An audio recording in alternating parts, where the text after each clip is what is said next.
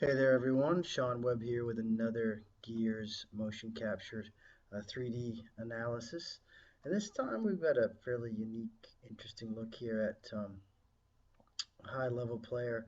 And I had two lines placed on the screen here. One is just a basic shaft plane line at address. This one happens to kind of come through the ball. That's how Gears draws their lines on the screen through the ball. This one goes through the grip, out of the grip. The other one is the ball through the tip of the shoulder. So I had a question about address kind of shaft position or hand position versus impact.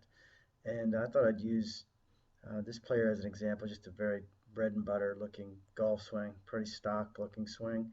And what you'll normally see is the hand position at address and impact would be different, and different in the by way of the handle actually kind of raising a bit into the ball. So um, that's caused by a couple different things, and we'll talk about that in a minute. But let's kind of run through the swinger so you can get an idea of how this works.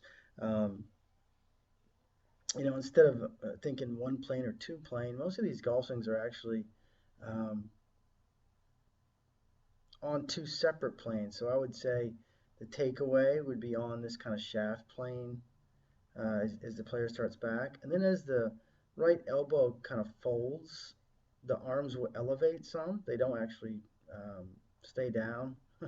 They need to elevate some to make a golf swing where you can hit the ball far enough to play. So when the right arm elevates, it actually raises the arms. That gets the left arm basically on the shoulder plane here, and you've got some guys higher or lower, but again, I wanted to use someone that's like more of a, call it a stock um, bread and butter looking swing. So left arm on the shoulder plane at the top, then you're going to see the arms start to work downward again, where the shaft kind of bisects these two lines.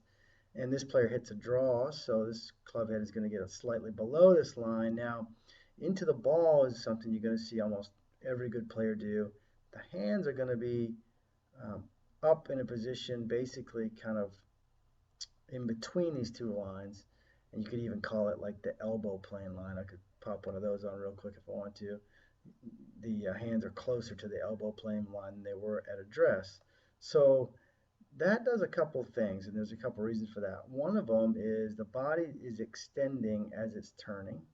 So instead of staying in his forward bend through the ball, he's actually starting to extend his body as he rotates and starts to add some side bend to his upper body here to the right. You can kind of see that. As he does that, extension motion, the hands start to elevate, and as the wrist release to add speed,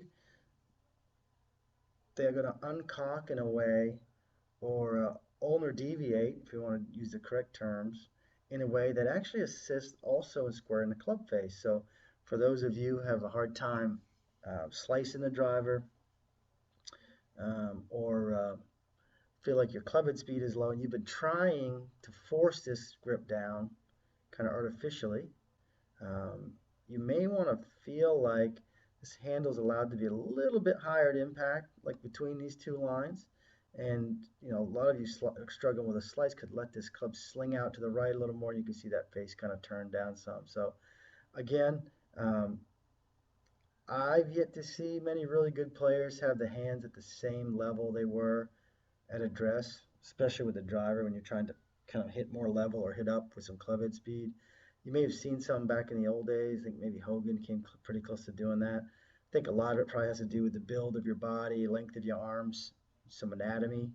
But just as far as your basic stock swing, your hands are going to be slightly higher, so I would not recommend trying to artificially force them down. So anyway, that was a question I had on one of my YouTube videos if I would cover this idea.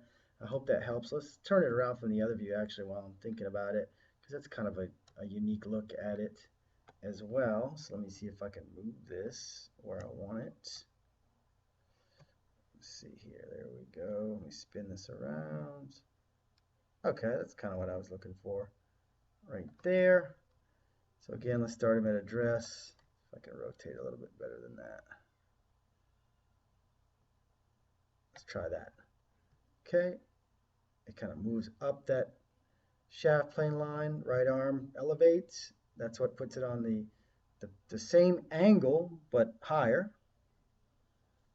Arms start to drop back down again. Shaft gets between the two lines. This player kind of works it a little bit underneath because he's hitting the draw. As the hands kind of raise as he extends his body, which helps score the face. And then another video, I will cover all this kind of crazy shaft droop you see here. That's actually real live. That's what happens at a golf club, especially with a driver. You get tons of droop. So we'll cover that in another video. But as the hands elevates, that helps score the face. He's allowed to kind of hit up and to the right.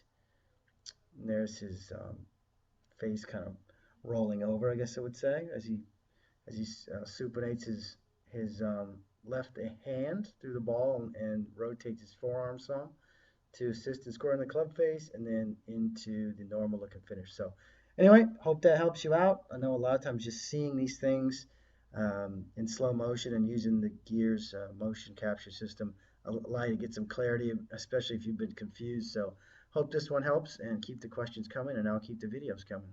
Thanks a lot.